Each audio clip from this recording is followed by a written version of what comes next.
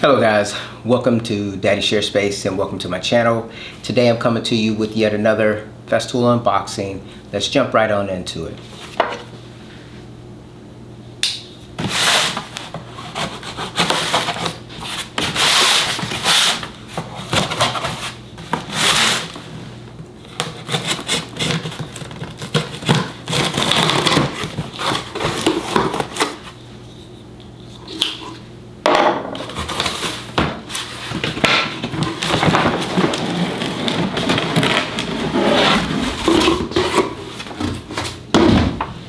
As you see here, we have two new Festool sustainers in the shop, and what we have is the ETS 150, and we also have the abrasion sheet set.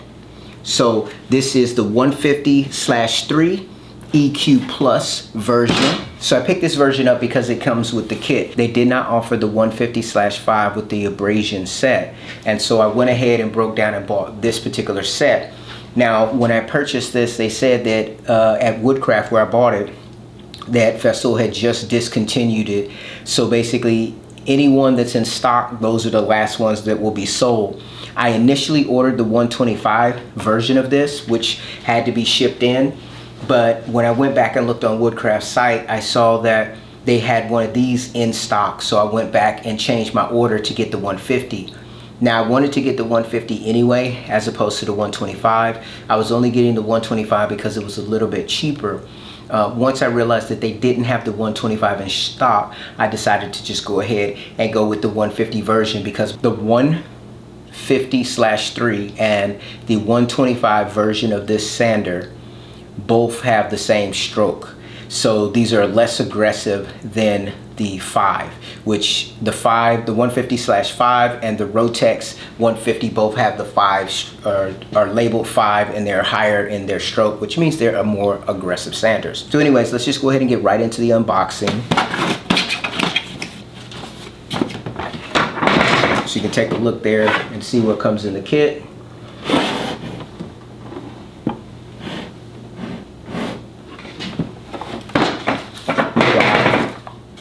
Instruction manual, warranty inclusive, which we'll go ahead and get this warranty the warranty set up. You do get the sander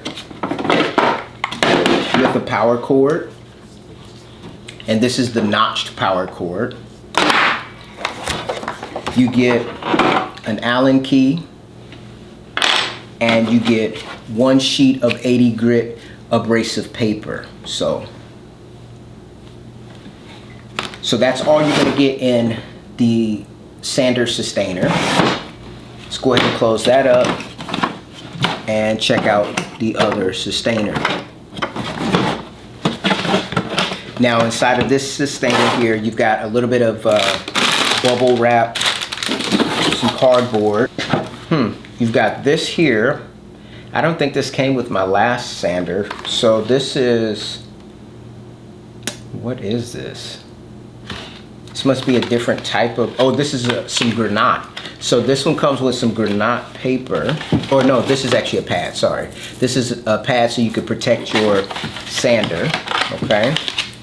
So you've got that. Looks like there's 2 of those in here.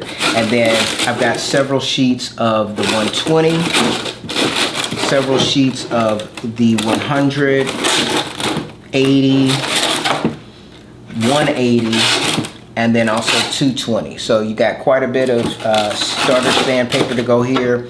Now the insert is nothing more than a bunch of cardboard to separate it. So not very exquisite as far as that. But this gets me started with the 150 sander. Now I purchased the Rotex 150, and I only bought a few of the smaller packs of sandpaper. So now I can kind of go a little bit more full bore with using the Rotex sander, because now I have backup sandpaper to use as opposed to just like a handful. So very excited to have this in the shop. Again, this is the ETS 150/3. It has a 3 right here on the top. The 5, which is the more aggressive stroke, it has a 5 on the top here. So the reason why I decided to pick up this particular sander is because it's going to give me a little bit more comfort when sanding for longer periods of time.